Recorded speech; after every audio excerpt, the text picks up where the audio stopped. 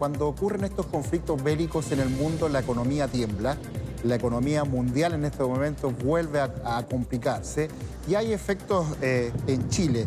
Estábamos viendo en la jornada de ayer, se disparó el precio internacional del petróleo, el Brent y el Texas subieron más de 4%, $88 el barril de petróleo. El dólar hoy día, porque ayer como fue día feriado, el dólar ayer no operó en nuestro país y hoy día está subiendo, aunque los analistas dicen que es más que nada por otros factores y no por el internacional, está en 924. Pero el gran temor acá es que esto escale a una dimensión mayor, a un escenario mayor, que se meta, por ejemplo, Irán entre este conflicto, todo Medio Oriente puede entrar. Tanto Israel como Palestina no son productores importantes de petróleo, pero sí lo es Irán, que es la tercera mayor reserva mundial de petróleo del mundo. Para conversar de esto, para saber qué efectos económicos podría traer esto en la economía mundial y, por cierto, en Chile, que es tan sensible a los vaivenes del petróleo, lo importamos casi todo, a los vaivenes del dólar, que eso hace que nuestros combustibles suban, pero también la carne, los autos, una serie de otros elementos que importamos.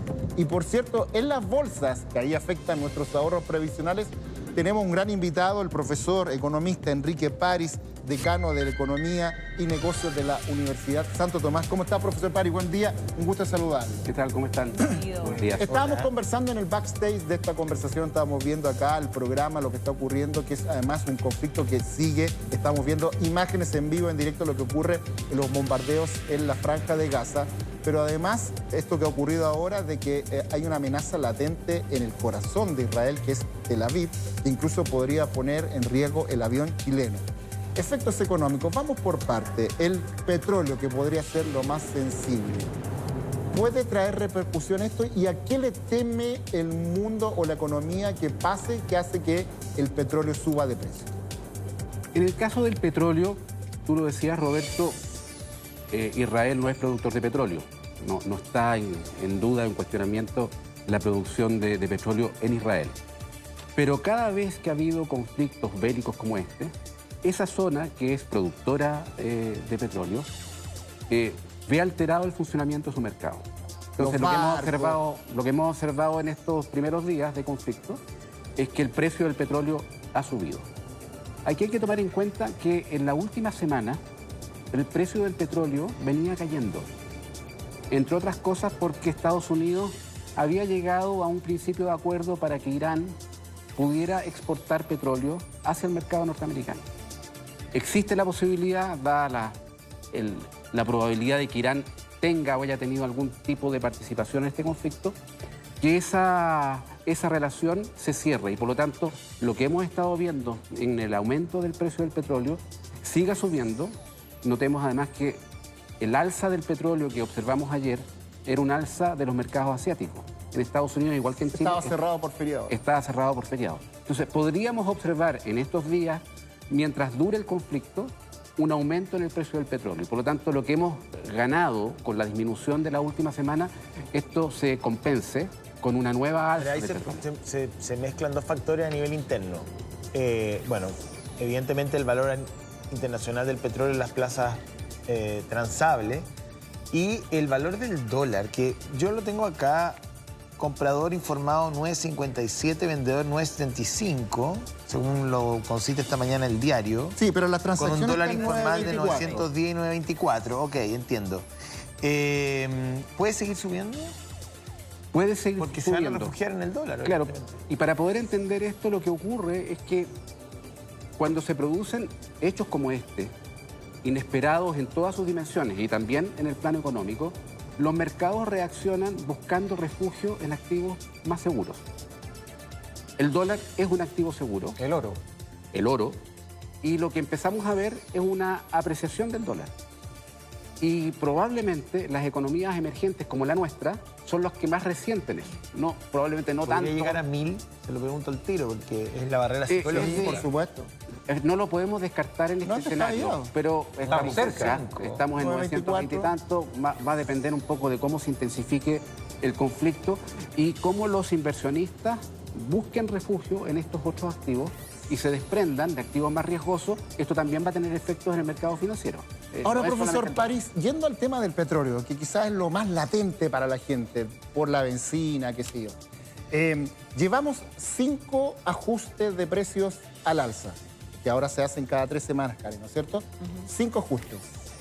Ya los economistas, sin este conflicto de Hamas con Israel, decían que el que viene también va a ser al alza entre 25 y 30 pesos.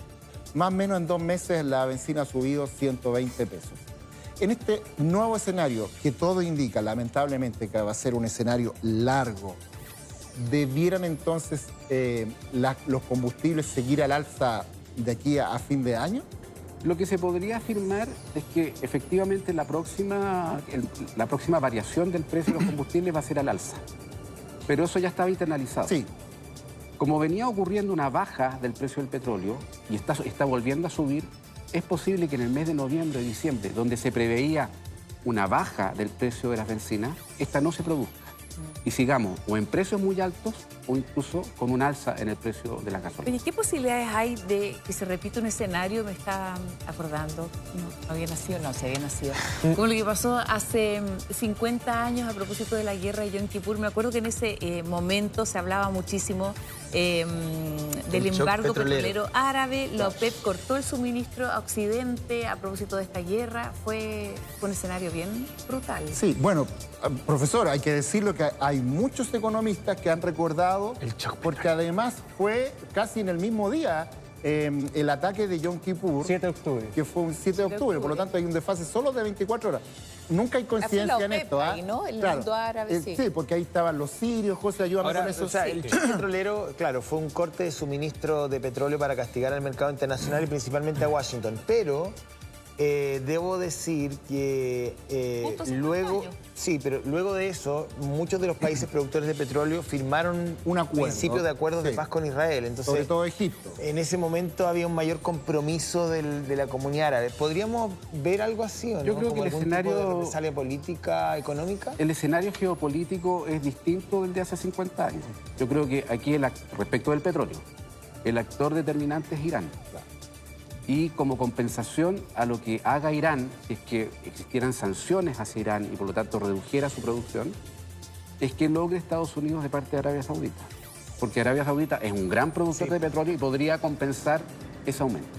Esto va a estar cruzado con la reacción de Israel, porque no sabemos si finalmente Israel va a entrar con infantería a la Franja de Gaza, el impacto que esto tenga en víctimas civiles, que puede seguir desordenando el escenario político en la región. Es que hay el gran riesgo ese, Irán, porque todos los analistas dicen que Irán es el gran financista del grupo Hamas. Irán tiene tirria a Israel, lo ha expresado en todos sus términos. Y ahí hay algunos que dicen que entre Irán e Israel en este momento se están mostrando los dientes. Y ahí podría entrar un actor que es un actor relevante en la producción del petróleo. Si Irán entra en este conflicto, estamos en otro escenario geopolítico, pero además